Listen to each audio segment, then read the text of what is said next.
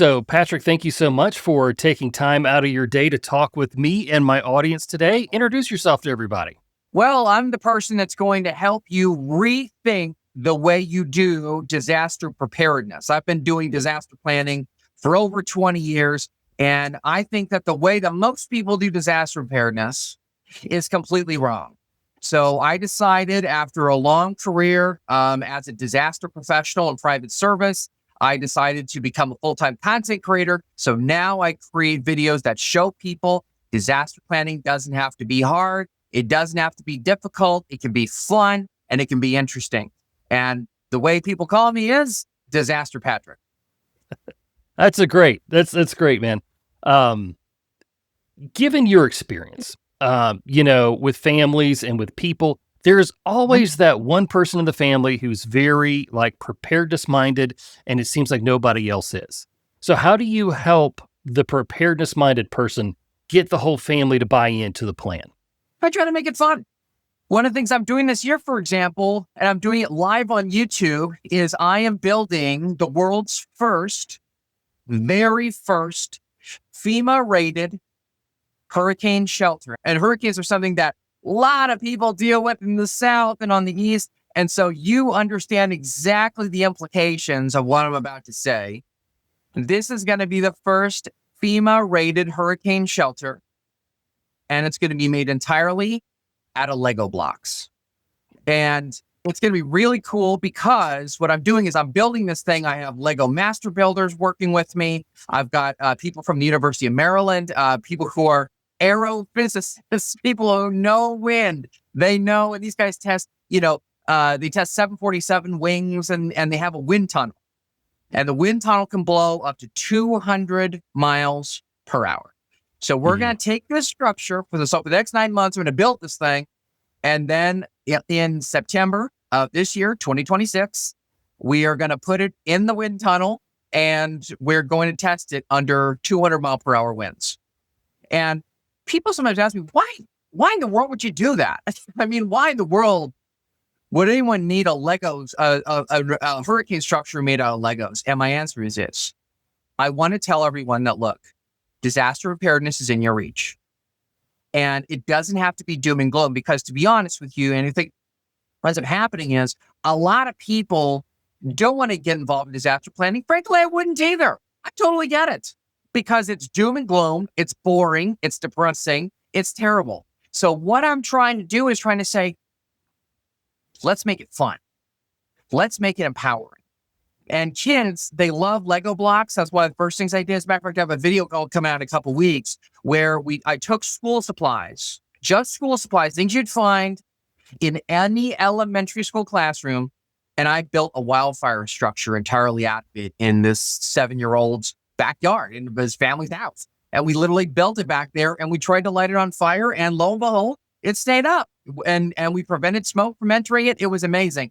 But the whole point of doing these is to show people that it can be fun. So what I would tell those folks is I would say, here's what you have to do. It's a 2-pronged strategy.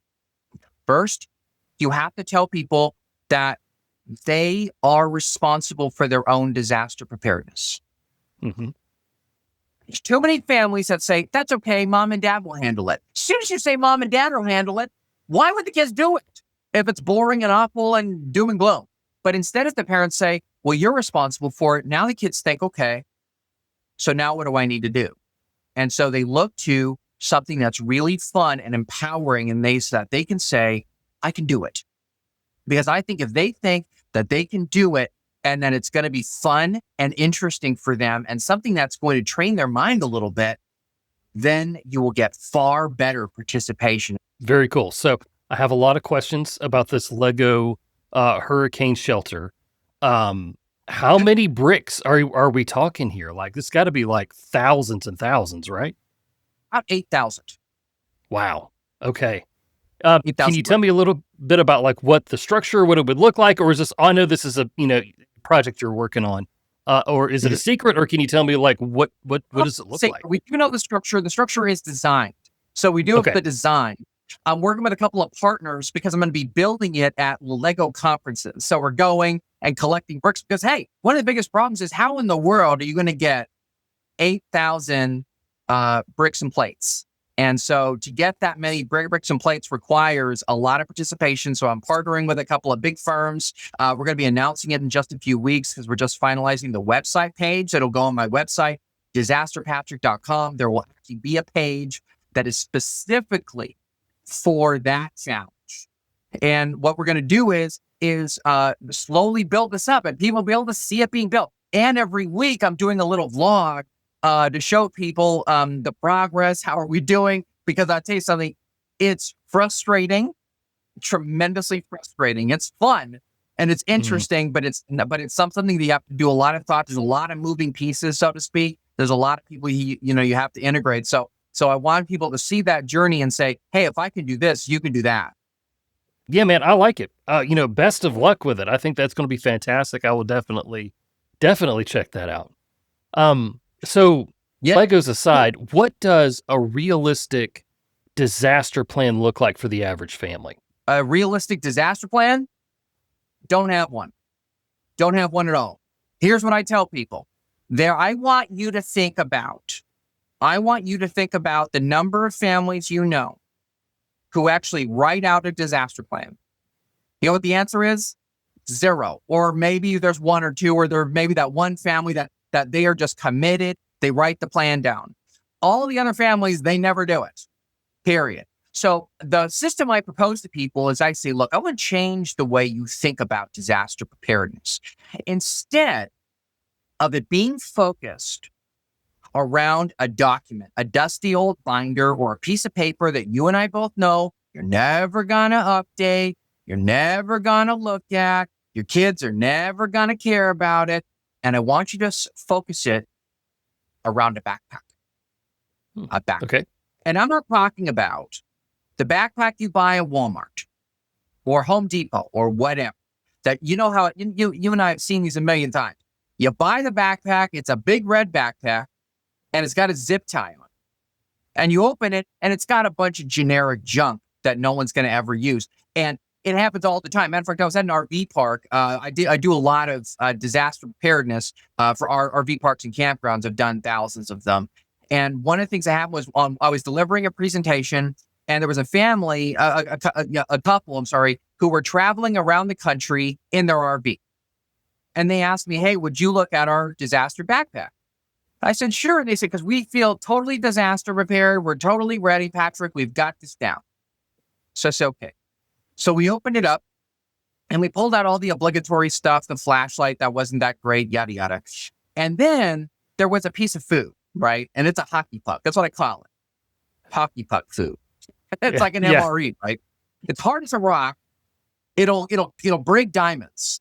I mean, this thing is hard as a rock. And so anyway, so as we were going through everything, I suddenly pulled out my pocket knife and I opened it. And they said, well, wait a minute, what are you doing? And I said, I'm making you lunch. And they said, why are you making us lunch? Why'd you cut that open? I said, because you have to eat the food now. You have to test it now. You have to eat it now.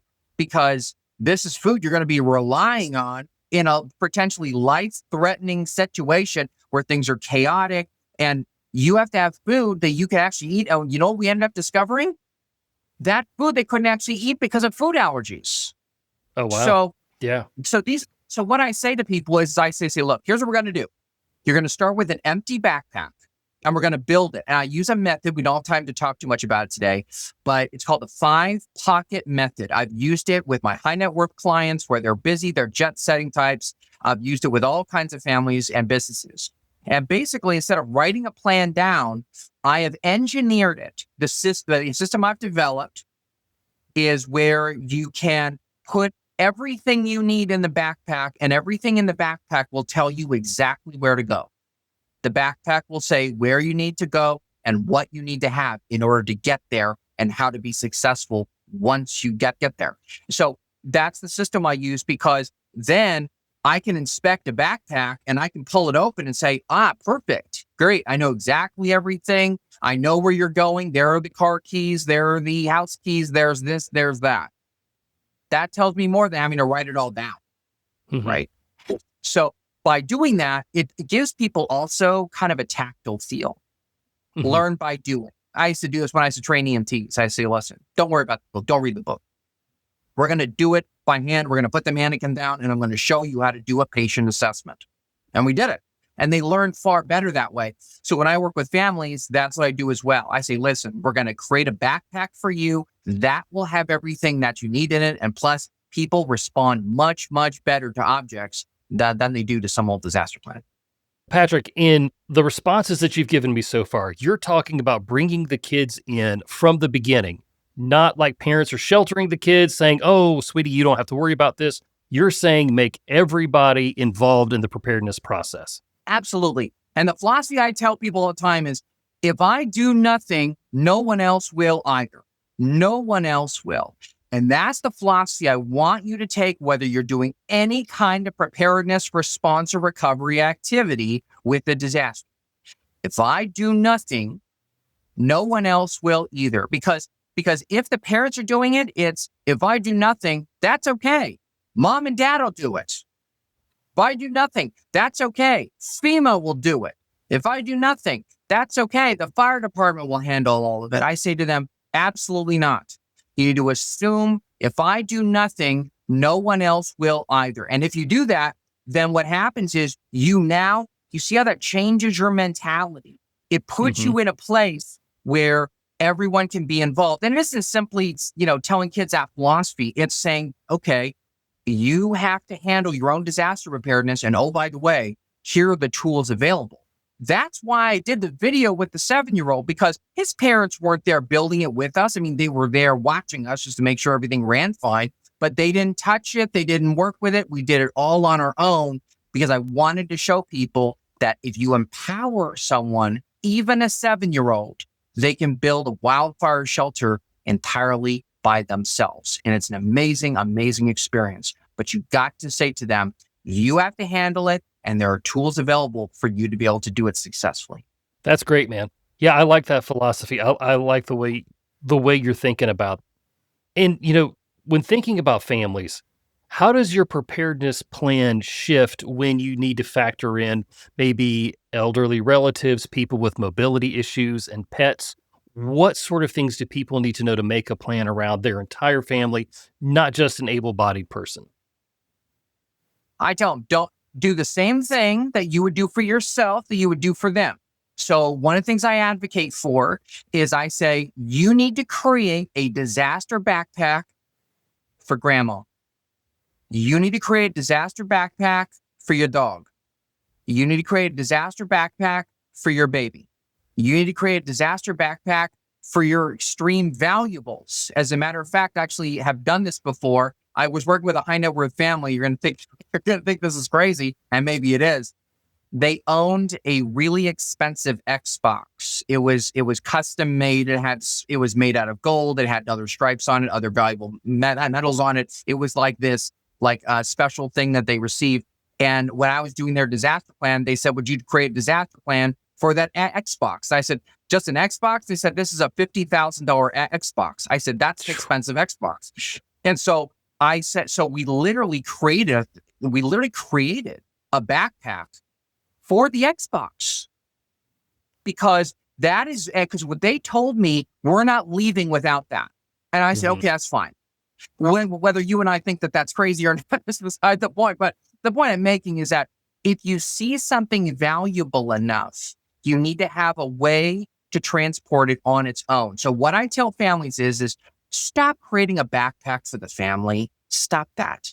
Create a backpack for yourself, and then create a backpack for everyone else. As a matter of fact, in a few weeks, I have a video coming out. I worked with the sweetest golden retriever I've ever worked with in my life. And I created a disaster backpack specifically for that dog, because I said to the family, when you create a disaster backpack, that's your backpack, yours. The backpack you create for grandma or for your dog or for your baby or whatever, that's their backpack alone. Again, it goes back to this original concept of, if I do nothing, no one else will either. So I have to create the backpack for them because they can't do it on their own. And so by doing that, I now empower them. because I'm giving them what they need. The key here is, if you are in a position where you're taking care of someone, or you're taking care of an animal or another person, you want to make sure that everything you're including in that backpack is specifically for them and not intermingled with your own. Yeah, and that makes a whole lot of sense, and that makes sure that, everybody else, they pick up their bag and they take it out the door with them. It's theirs, they're responsible for it.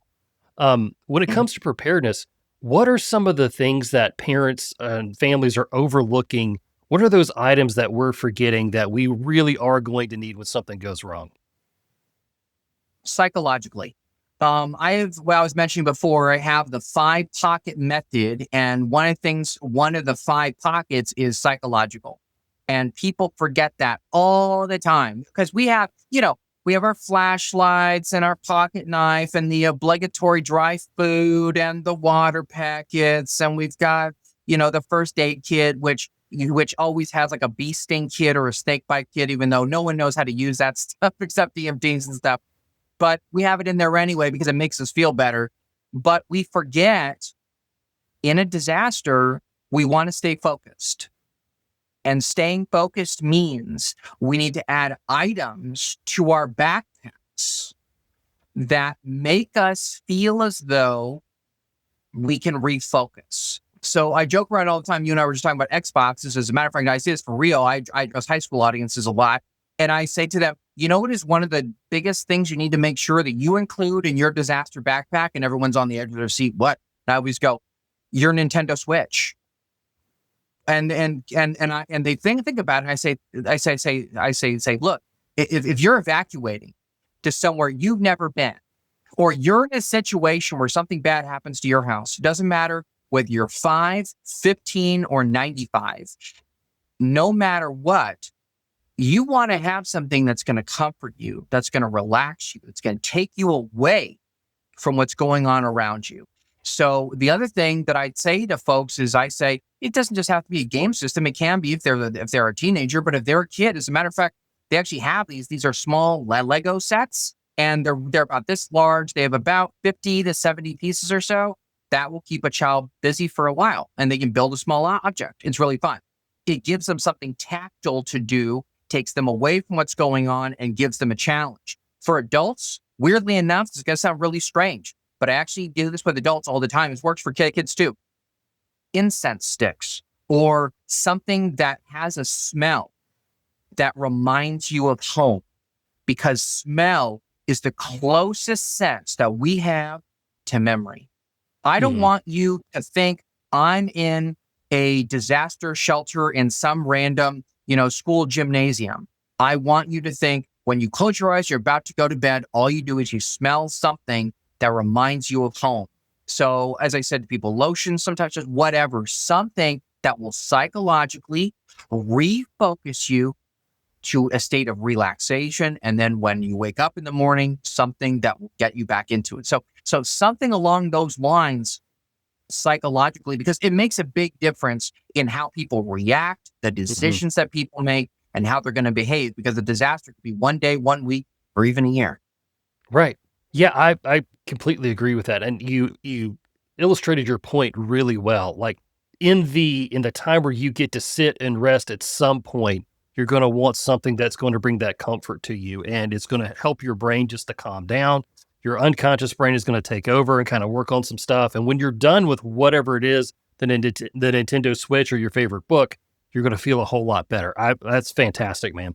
Yeah, and it's worked so well, especially when you're dealing with people like what you and I were talking about earlier, with grandma, with a baby, with a dog, whatever, and someone who is a dependent, because you want to make sure that they have something that makes them focused. It's unique to them. I say it to clients all that time. You don't have to tell anyone else what that object is. You don't have to tell anyone else. Just put it in your disaster backpack, yours, not the family's. There's no family backpack, your backpack.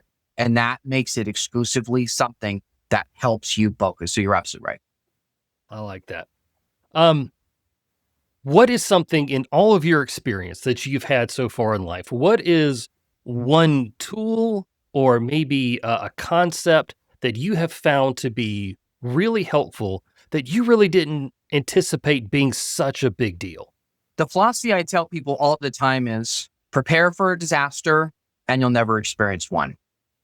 And I do that because my message is this, because when I was first an emergency professional, I started my career as actually a disaster professional. I'd actually worked in ambulances years prior, but Hurricane Katrina is when I became an emergency professional. And I just felt like it's overwhelming, and all I hear about is this is the age of disasters, and there's no way you're going to be able to prevent these things. And I noticed that at some point, everyone's going to experience a disaster, and the messages are always doom and gloom. All we have to do is have these big prepper stashes where we have enough, enough supplies to last us through the apocalypse and stuff. And I just go, wait a minute. We live in modern human management systems, and this is the best we got. This is it. And so what I did was I said to myself, you know how I'm going to change the world? I'm going to change the world by changing the way we view disasters, because I believe firmly that you never have to experience a disaster in your entire life. And you don't. No one ever has to. Because here's what a disaster is. And I do this whenever I keynote. I keynote a lot, so I speak in front of large audiences. And I would say, okay, guys, so let's imagine, all right, it's the Bay Area of California, okay? Mm-hmm. And the Bay Area of California gets a 10.0 earthquake. 10.0 earthquake. And I say, how many of you believe that that's a disaster? And I get a bunch of hand raisers. And I say, what if I told you that the year of this 10.0 earthquake was 20,000 BCE? So 20,000 years before Christ. That long. And there's no one who lives there. All of a sudden, everyone thinks, well, I guess it's not. And so, because the message I say to people is look, the disaster only occurs when a natural event disrupts our daily routines, human management systems, governments, businesses, families, all that stuff. So what I say to people is I say, look, if you properly apply what I teach you, using backpacks and using other systems and having different philosophies and approaches, that all of a sudden, if you have an earthquake, whether it's a 1.0 or an 8.0, you're not going to be experiencing a disaster at all.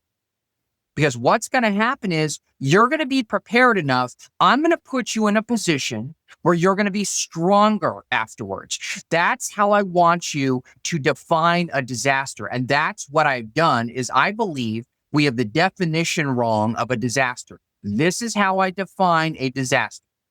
A disaster occurs when you are weaker after that event, whether it's a Category 5 hurricane or a Category 1 hurricane, and I've been in both. Mm-hmm. Okay. If after that hurricane, whatever size it is, were you weaker afterwards or were you stronger afterwards? And that tells me whether you experienced a disaster. Now, the community can experience a disaster, but that doesn't mean you have to. That's what I say to people all the time. You don't have to. Your business certainly doesn't have to, because I tell this story about during the San Francisco earthquake, which occurred in the early 20th century.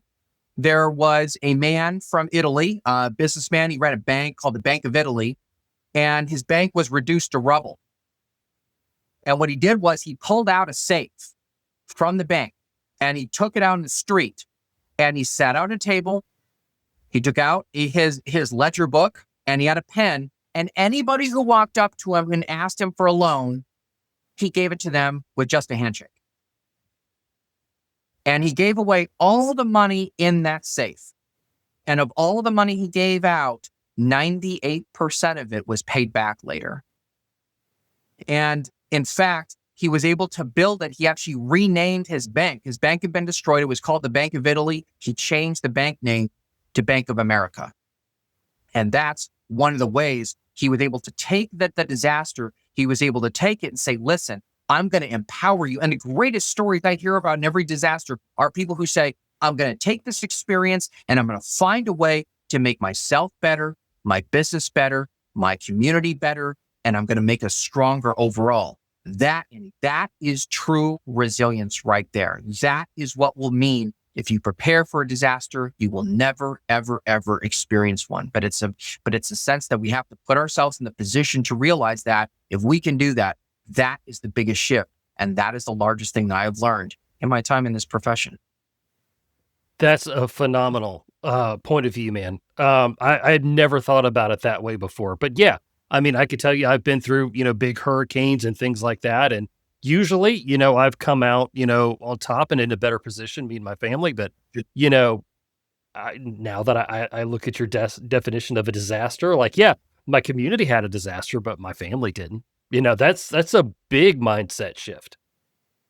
Well, one of the things I say to people all the time is I say, look, I understand that we've gone through something large here, but afterward, look at what you're doing and saying, it's not what's been destroyed. It's what's been suddenly revealed to you.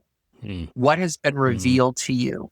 During the pandemic, I say this to folks constantly when I keynote. I say to them, how many of you remember COVID? Every hand goes up. And I say, how many of you were home? How many of you stayed home and just were home for at least for some period of time? You didn't know if you were going to be working. You didn't know if you still had a job afterwards. And your job said, don't do anything, just stay at home. And a lot of hands go up, about 80 to 90%.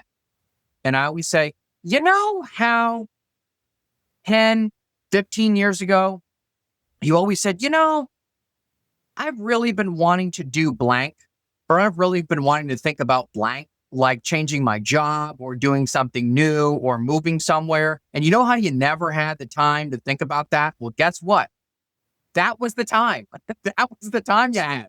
Yes, there was something destroyed. Your normal way of working was destroyed. Got it. But what was revealed to you?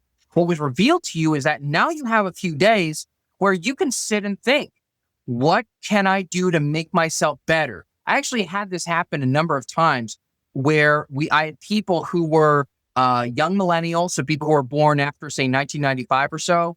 And a lot of those folks, they sparked the Great Resignation because a lot of them said, you know what? I'm in a job I don't like. I'm in a profession I don't like.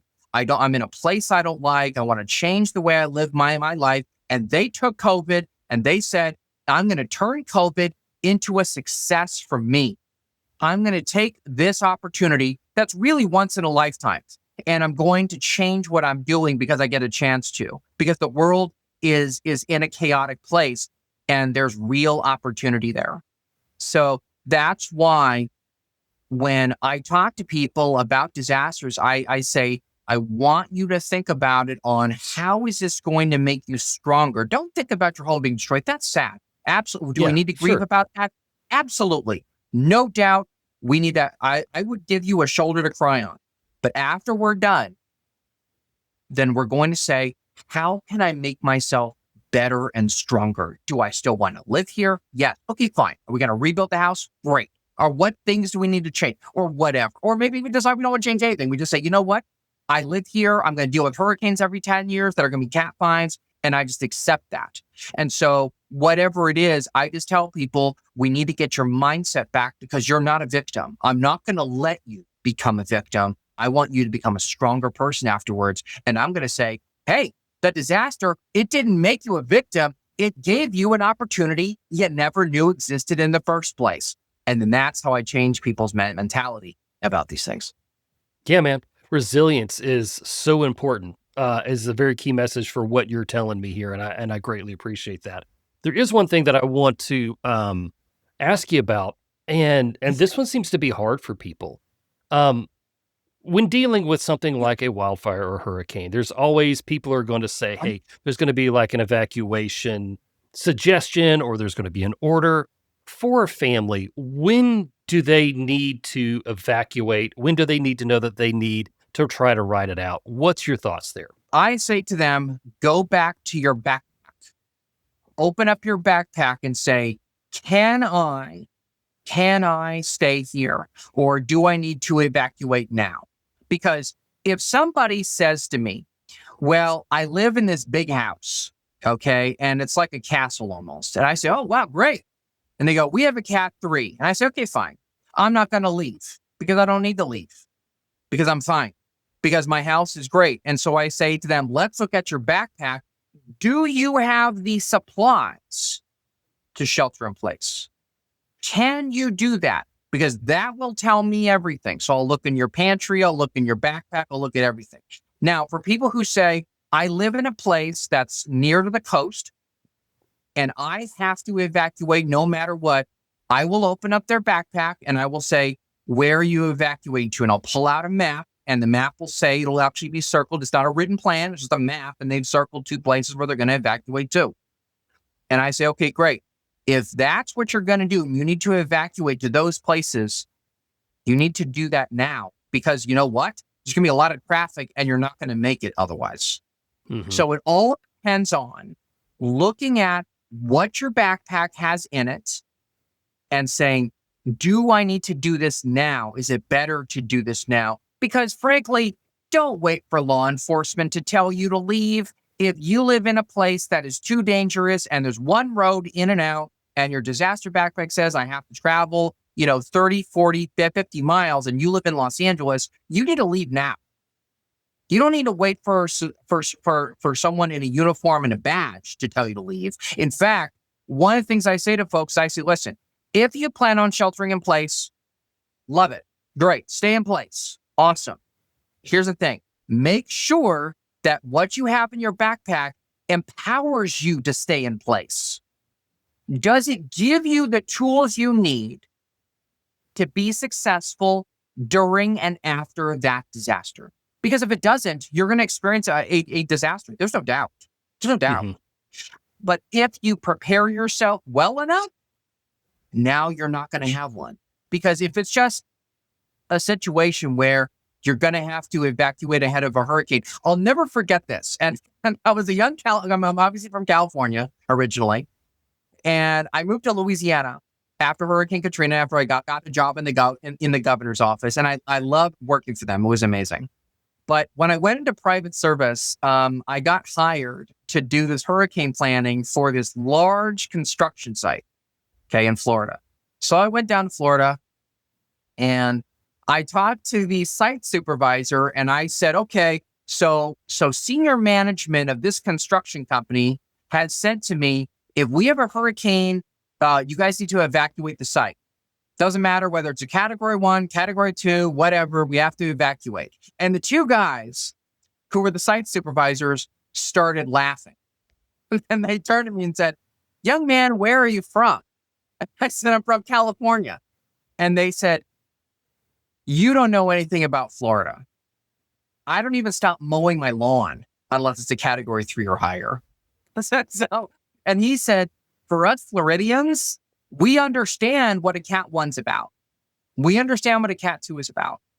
But once it starts getting to a cat 3, cat 4, cat 5, all of a sudden we decide to leave. And I can appreciate what he said. And it's a really great lesson, actually, because learning and talking to people locally will give you so much information on how people respond to disasters. But one of the things I tell folks is I say, regardless of whether you're going to stay on the construction site or not, in this case, they weren't allowed to, corporate policies, that they had to leave no matter what. They can stay at home, right? They can't be on the site. But what I say to people all the time, when somebody says, well, if it's a cat 2, I'm going to stay here. I always say, what I want you to assume is it's going to be a cat 3. Always assume it's 1 rank higher than what you are expecting, because then you're never caught unaware. Because we're getting hurricanes now that go from cat 2 to cat 3 to cat 4 in a period of just a few hours. It's happened multiple times now. I thought it was only going to happen once, and it ended up happening 4 or 5 times now.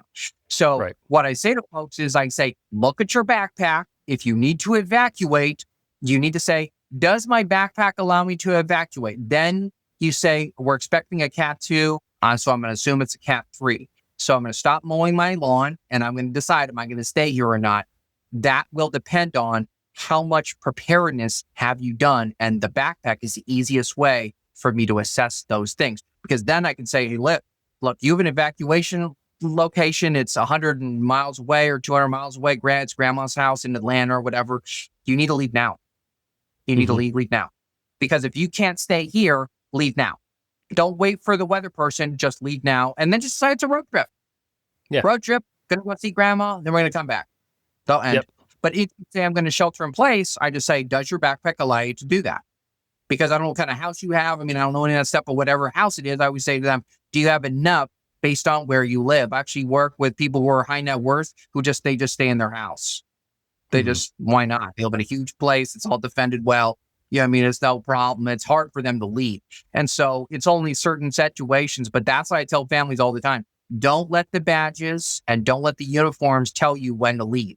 You leave based on what your backpack will allow you to do. In other words, what your preparedness has done in preventing that disaster. I love it, Patrick. That is awesome. As we wrap up here, you have given me a whole lot of stuff to think about, a big mind shift here. If you could leave families with one core preparedness principle that they can just carry with them, what's it going to be? Every single person is responsible for their own disaster response, whether they're 7 or 70. Now, that doesn't mean you have to have it all on their own, but you have to let them know you can do it. You can do it. Now, if there's somebody who has dementia or someone who is just too young, then of course you help them because they can't do it on their own. But for most families, when we're talking about your kids, I don't want you to say, gee, my child is 7 years old, therefore they can't create their own disaster backpack. I'm going to prove that to you that that's totally wrong. Kids have to understand that when they're on a field trip, when they are at school, when they are on the bus, it is their disaster response, not mom and dad's, not the teachers, not the school bus drivers. It's on their own. And that seems harsh, but it's not, because in the end, you're giving them trust. You're saying, I believe you can do it. When you do it for them, you are saying you're not trustworthy enough to do it on your own. And I can tell you, working with a 7-year-old and using school supplies to build a wildfire shelter entirely on our own, I can tell you right now, it can be done. It can absolutely be done, but you've got to trust them and empower them. When you do that, you will see a magical transformation in how people behave and how people are prepared. And that's why I do the videos that I do and the videos I'm going to be doing, because I want people to see everybody can make this interesting. It can be fun. It can be empowering, and it can be something where every single person can prevent a disaster all of themselves. Patrick, man, I so appreciate your time today. I am excited about what you're going to be doing in the future. I know people listening are as well. Where can people find you online so they can follow along with your journey here? Well, my website is disasterpatrick.com. And I will say this, which is I have a YouTube channel. It's brand new. We've got all kinds of videos going up. So I just put up a video. We put up our first video a while ago because we were just testing the waters. I evacuated 240 cats in 90 minutes. I did CPR for 28 straight hours. I set a world record. And now we're doing this Lego one. I have a lot of other videos. And in fact, this month, starting today, actually, we are putting up videos. It's a 30-day challenge I'm giving to families where every single day I will take you from an empty backpack to a totally, completely filled backpack for yourself, for your kids, everybody. And I walk you through the steps. And then on the weekends, Andy, I give them like drills and things. I say, hey, look, on one day, I want you to cook and you can't use any heat. You have to just eat everything just cold as it is. Can you do that? And then on the last day, I say this, there's actually a challenge I say where I have them doing everything for a whole day in the dark. Now, I'm not saying everyone's going to do that, but I want to challenge people to say, here are the steps. So we start on day 1 and I take them through my 5-pocket method and walk them through everything they're going to need in that backpack. And get this, they don't have to write down a single word, not one thing on that disaster plan. You don't have to write a disaster plan. We're going to construct your backpack totally from scratch. And by the 30th day, you will have a filled backpack entirely. So that's how we're starting. I got a ton of other videos going up. I got explainer videos. I got reaction videos. I've got all kinds of stuff going up. All I want to do for everyone out there is I hope you go on my YouTube channel and sub it, because we have so many great videos. I want to empower you. I want you to feel like you can do it, because you know what? I've been doing this for 20 years. You can. And I'm going to show you how. Thank you for having me today. I appreciate it. Yeah, Patrick, thank you so much. I look forward to what you're doing in the future. Just best of luck, man. Thank you very much.